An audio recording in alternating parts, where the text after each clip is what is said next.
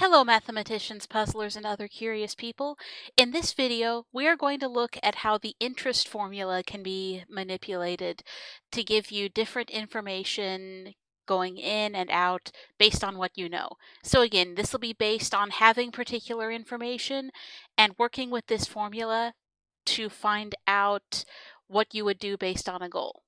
In this particular problem, we're looking at a situation where a person has a savings goal of having $5,000 available in 18 years. So this might be something that someone might do if their sibling has a child and they would like to help that kid out with launching their future 18 years down the line. So in this problem, the person who's trying to help their nephew out is able to get a 2.5% APR on the money they deposit. And they have a goal of giving their nephew $5,000 in 18 years. What they don't know is how much money to deposit right now to reach that goal. So P is the principal. That's what they're going to deposit. We're going to leave that as a variable. R is their APR, and we'll need to rewrite that as a decimal. So 2.5% would be 0.025. We can copy in that part of the formula around it. T, that's time, generally in years. And you can tell it's in years if you've got this A, that means annual percentage rate. So that tells us that T should be in years. If the problem gives you that in months, just write those months in as 12ths of a year, but this time it's in years, so that's the easy part. Now the amount that we want to have in the account, so the total account value in those 18 years, we want that to come out to $5,000. So now we can say, okay, 1 plus 0.025 to the power 18, well, that'll just be 1.025 to the power 18. So it's just a growth factor that we're applying repeatedly. So we're going to need to divide that back off, and to do that, we need to know what that actually works out to with those 18 years worth of repeated growth. So I'm grabbing my calculator and I'm just typing in 1.025 to the power 18. If your calculator doesn't have an exponent button, you can just type in 1.025 times 1.025 times 1.025, etc. Just make sure you're counting up so you'll know when you've done that 18 times. And I find that that is 1.5597 roughly.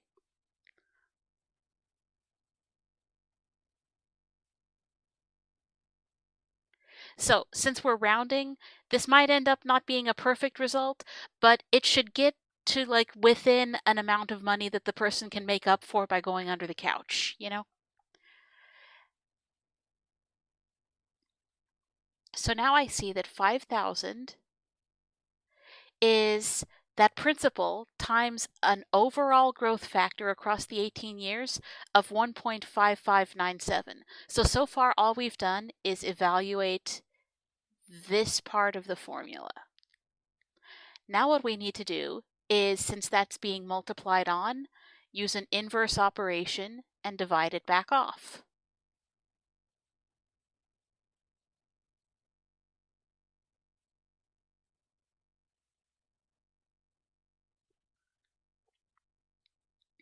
So again, being honest about the fact that we rounded, that principal comes out to, let's see, 5,000 divided by 1.5597.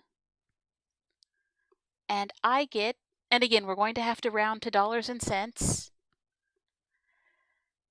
$3,205.74. So again, because of rounding, that might not come out to perfectly exactly $5,000. It might come out to $4,999.98, for example. But the person who's trying to help their nephew out in this way will be able to reach under some couch cushions and make up the difference at that point.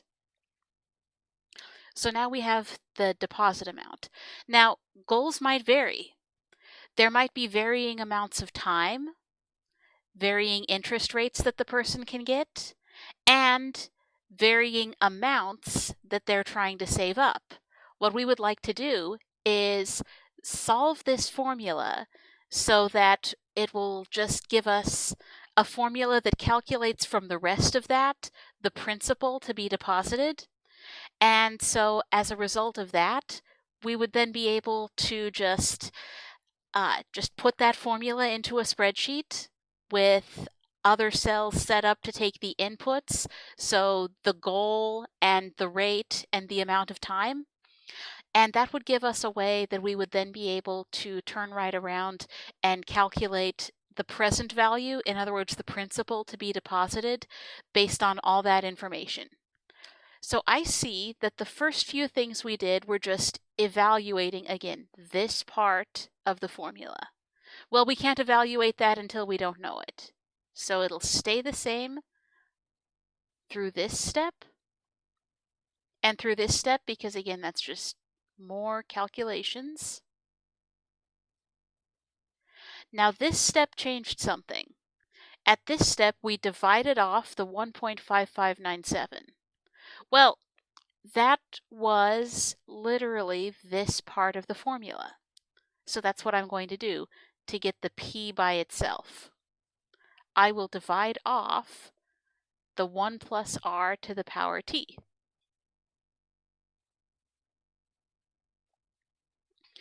Now, that seems a little difficult to believe sometimes for some folks.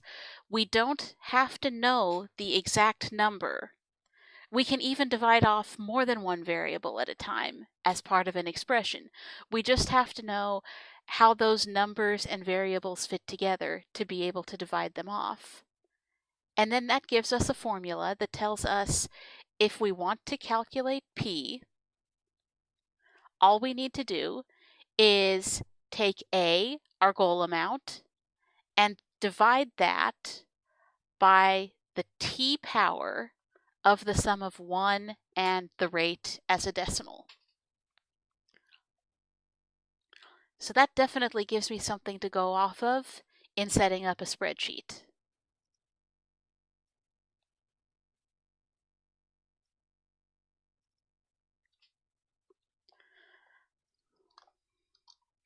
So I know I'll have my account value goal.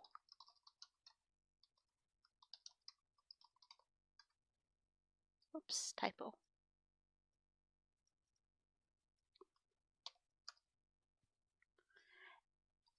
And I'll have an amount of time that the money will be left in the bank. And I'll have the APR.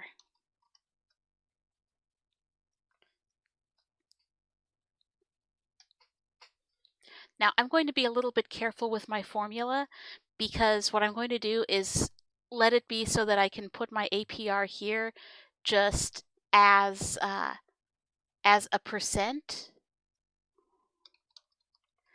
and I will do the small division step to convert that to a decimal as part of my formula.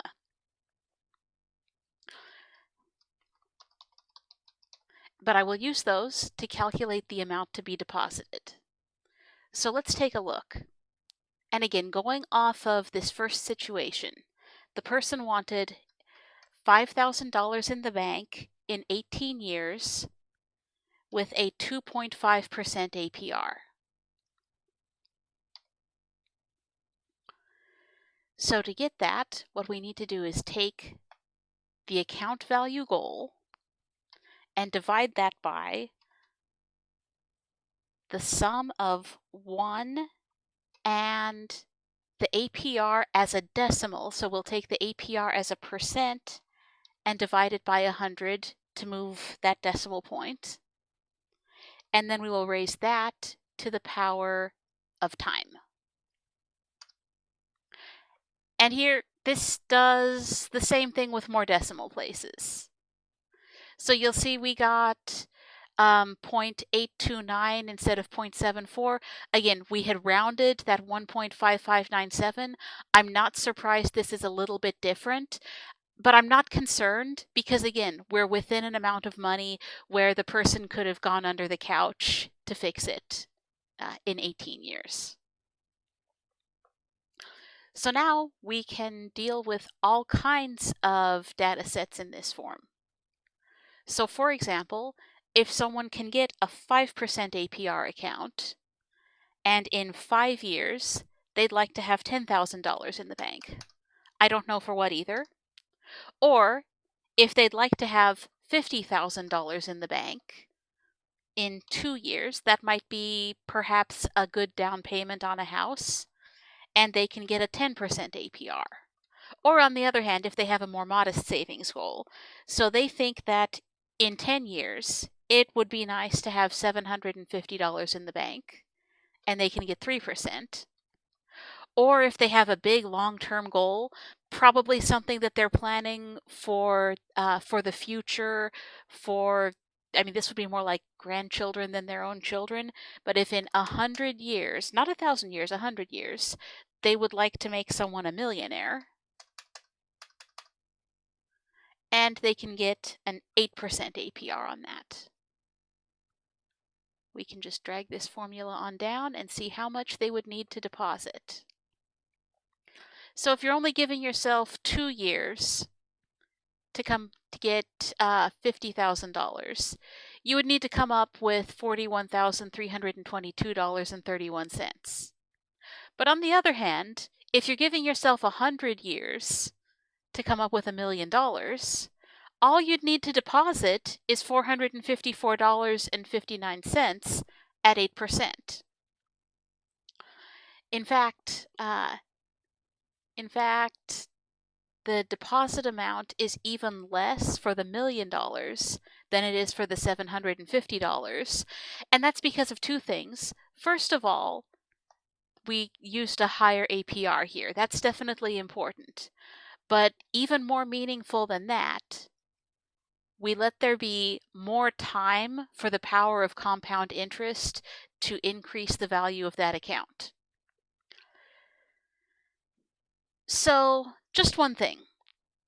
It might be the case sometimes that that even these goals here that you calculate, you just can't quite stretch to. You know, a lot of people probably could come up with that $400 if they thought it was really, really important for there to be $1 million in 100 years. A lot of people could come up with that. A lot of people, on the other hand, would have trouble saying, hey, I want to buy a house in 2 years. I'd like to have a good down payment. So I'm going to deposit $41,322. Most people would have trouble immediately coming up with $40,000. So how do people ever reach those types of goals? That is a subject for a different formula, which I will make a video about that formula another time. And for now, I'm just going to say happy formula working, and I will calc you later.